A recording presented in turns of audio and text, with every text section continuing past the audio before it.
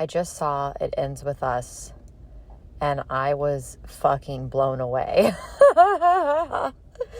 Like, I'm just going to give the gist, and then I'll let you know when I'm going to start talking about spoilers. I have never read the book.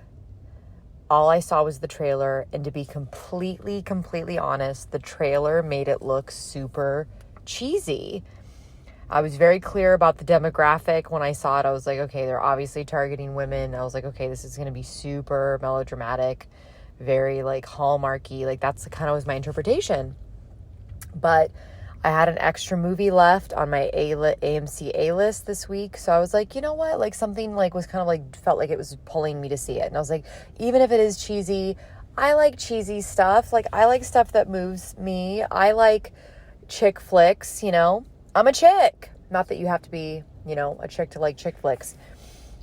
And it was so well done. Now, granted, I have not read the book, so there might be people who are the big book fans of this that don't think it was a well done adaptation or whatever they think. But I was blown away by Blake Lively's performance. And I just like kind of had this point of view about Blake Lively. Like, I don't really know her that well. I didn't watch Gossip Girl. I just kind of had the brand of what Gossip Girl is. I just kind of assumed that like she was kind of basic and schmeh. Like I totally made that judgment. I was blown away by her. I was blown away by Justin Baldoni, who was her opposite counterpart in the film, who apparently directed the film. And I'm like, what the heck? Like it's funny, I was going to start criticizing it because I have a point of view when something is a very female-focused and led story. My point of view is it just should be, I know there's no shoulds, it should be done by a female director. It should be done by a female writer. Obviously, the book was written by a female author. Obviously, and then thank God the screenplay was adapted by a female screenwriter. And part of me too is like, she did Daddy-O, which looked so cheesy, but I think it looked cheesy because Dakota Johnson is a horrible actress. So, I mean, no, she's actually really like, I don't want to say like horrible. I don't like that word. She's very, very mediocre and basic. I actually think she should just double down and do like comedy because I think that she's actually very naturally charming who she is. But anyway, this is not a review of Dakota Johnson. So let's get back to the review of this movie. I thought it was perfectly structured. I loved the build, and I'm assuming because it was made from a book and it was a best-selling novel that the book is really, really well done. It was so well done, it made me want to read the book. But yeah, the music, I cried multiple times. It was only women in the audience there with their daughters and different things like that, and I was just like, wow, awesome. It was so well done. And, like, I'm sure I'll get a bunch of haters. I probably already have, like, a bunch of trolls. Actually, no. Barely anybody listens to this podcast. I probably don't have any trolls. It was better. I know people probably going to be like, how dare you? I thought it was a better film than Deadpool and Wolverine. Like, you know, I enjoy Deadpool and Wolverine. I know they're completely different genres. But, like, in terms of, like, overall, like, the film of me being engaged and, like, the aesthetic and the tone and the build and, like, me being invested in the characters and really good writing and, like, me being, like, moved, like, actually, like, it's funny, if you think about, like, moved, right? Like, people say moved and it's like, oh, tears. But, like, actually moved, if you think of it in a different connotation, like moved from one level of frequency to another. Like I walked in one person and I walked out like on a different plane. And I don't know, maybe some people would like roll their eyes and like whatever, but it's like listening to this. But I just like good movies and I have good taste. I do.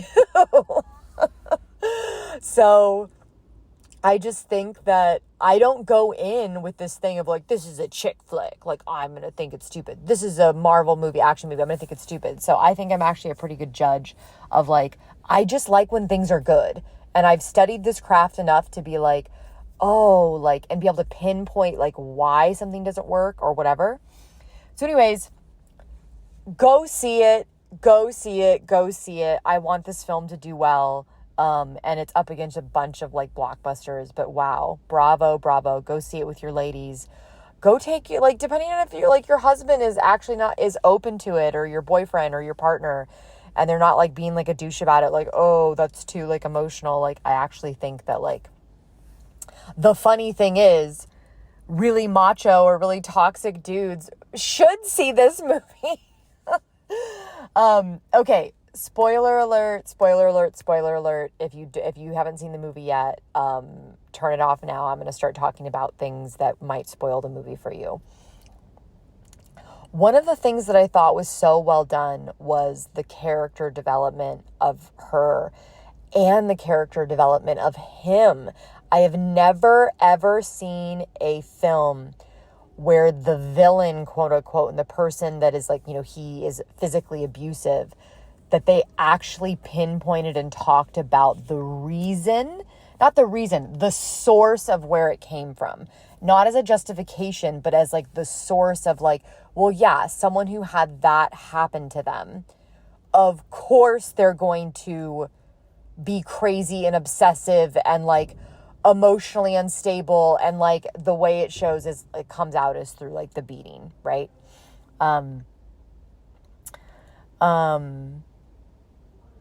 What else do I want to talk about? Yeah, like I just love the way that they built and introduced their relationship. Like, it was so, like, you were so invested and you actually got how much he freaking loved her. And the way that they showed initially the abuse, where you were like, oh, like, it was actually like nothing. Like, it actually, like, no, like, it was an accident. Like, no, like, it was an accident. Like, I know it looks bad, but it was an accident. And then the way that they revealed of how it actually happened, I thought that was so well done, because from women that I know who have been abused and women that I've talked to who've been abused, a lot of from what I've heard, the accounts of their abuse, because they're so in it and they love the person so much, it is almost like they misremember how the event happened. So to have that like clarity and show how it come to show that like how when you're in that abusive relationship, how like intertwined it can be. And I also just really loved how they like, she still had a relationship with him and like had like a daughter and like let him like see his daughter. I mean, you know, from a little bit that they showed, and it wasn't like this just like, let's like cut him out and like have him be like, he's an evil piece of shit. I feel like anytime a movie, or just this is because it's so much in our culture, is like so black and white, it's just so fucking uninteresting, you know? So yeah. Anywho, I love when movies surprise me, when I think they're going to be kind of schmeh and they're like fucking blow me away.